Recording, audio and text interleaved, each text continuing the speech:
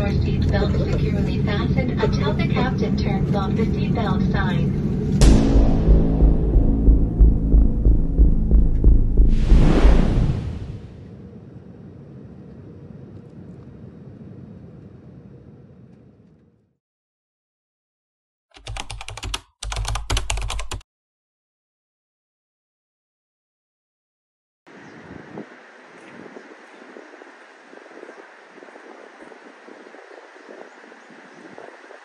10 hari tuntas perjalanan dakwah safari di negeri Sakura.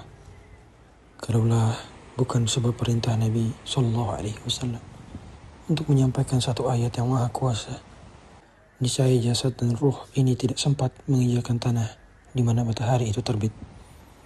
10 hari perjalanan menyusuri sudut-sudut kota, ruang-ruang pedesaan, dari masjid ke masjid, dari bilik rumah ke rumah, bertemu dengan senyuman dan sapaan dari saudara seiman yang tengah sama berjuang. Bertumbuhnya bangunan, akuisisi pembelian gedung, dan penyewaan bangunan untuk dijadikan tempat sujud dan sarana dakwah disebarkan di sudut-sudut kota dan pedesaan, menunjukkan bahwa saudara kita di sini bukan hanya sibuk menyambung jasad dan badan, tapi juga menegakkan ruh. Sebab gaji yang tinggi tidak sebanding bila ibadah dikorbankan. Pendapatan yang gemilang tidak setara dengan roh yang terombang.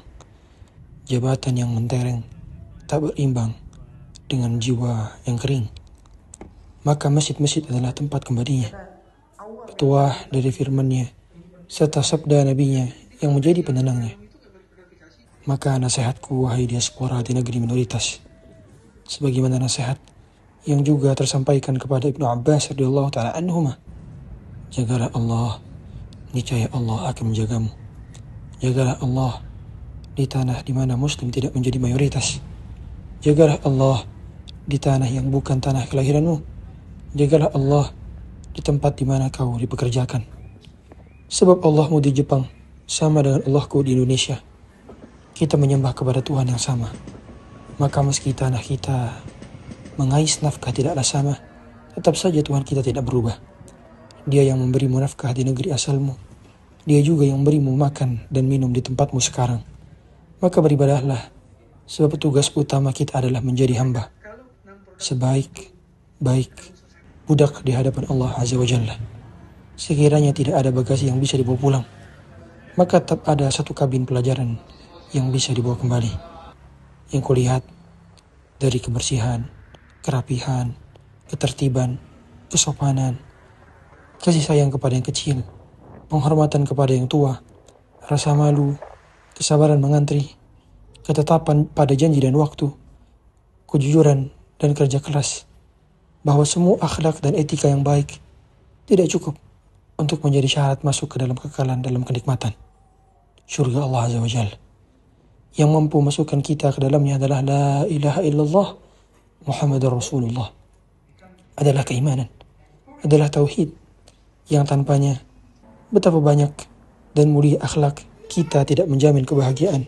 Sebagaimana fakta menunjukkan tingginya tingkat kematian akibat bunuh diri di negeri matahari terbit, dan tingginya tekanan fikiran sebab hanya menyangka bahwa mereka tidak dibangkitkan, sebab menyangka bahwa mereka hanya sekedar hidup tanpa tahu alasan mengapa dihidupkan, mengapa dimatikan, dari mana diciptakan dan kemana dikembalikan. Di sisi lainnya, tidaklah kulihat dari nilai dan budi pekerti istimewa itu kecuali sudah diajarkan oleh sang teladan Rasulullah SAW. Membuat malu diri ini yang telah mengetahui bagaimana sunnahnya, tapi secara praktik di lapangan, pelajaran itu acap kali hanya menjadi teori dan retorika. Ya, akhlak memang lebih mudah diucapkan daripada dijawantahkan. Bukankah kita faham bahwa akhlak yang baik adalah cerminan dari tauhid yang kokoh? Maka saat diri ini jauh dari nilai kejujuran, kebersihan, kedisiplinan, ketekunan, kerja keras, dan semua nilai-nilai baik, boleh jadi bukan sebab layu daunnya dan tumbang dahannya, tetapi memang tidak kokoh sejak awal akarnya. Sebab akar keimanan yang kokoh, yang menghuyang ke dalam, menghasilkan manis buah akhlaknya dan mekar bunga adabnya. Demikianlah perjalanan. Ada saja yang menjadi cambuk bagi jiwa yang sering lalai. Ada saja air yang menyiram bagi tanah yang kerap kali gersang. Ketika kita mengingatkan orang, pada akhirnya kita sedang mengingatkan diri sendiri yang sedang kerontang. Di sisi lain, api dakwah tidaklah boleh padam. Ayatnya dan sabdanya Nabi SAW tidak boleh henti dibaca dan disebarkan. Bukankah sampai pesannya di setiap titik bumi adalah sebaik-baik bekal yang dibawa pulang? Tak ada yang kami harap, melainkan semakin meluasnya secercah cahaya hidayah di negeri timur bumi ini. Negeri yang ramah dengan muslimnya, negeri yang tidak Islamofobia, negeri yang diharapkan Islam lebih mudah diterima sebagai way of life. Main ke Jakarta, main ke Bandung.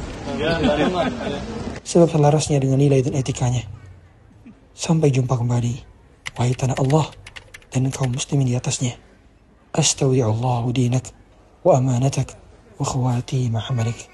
Assalamualaikum warahmatullahi wabarakatuh. Alhamdulillah kita sudah sampai Jakarta di tanggal 12 dini hari. Dan jazakumullah khairan kepada semua pihak yang terlibat pada safar dakwah kali ini, khususnya teman-teman di Jepang dan ikhwan sekalian yang telah menyambut dengan hangat. Alhamdulillah banyak pelajaran yang kami ambil, dan semoga ilmu yang telah tersampaikan bermanfaat di sisi Allah Azza wa Jalla, dan kita semua bisa mengamalkan apa yang telah kita sampaikan. Barakallahu fikum. Assalamualaikum warahmatullahi wabarakatuh. Assalamualaikum warahmatullahi wabarakatuh.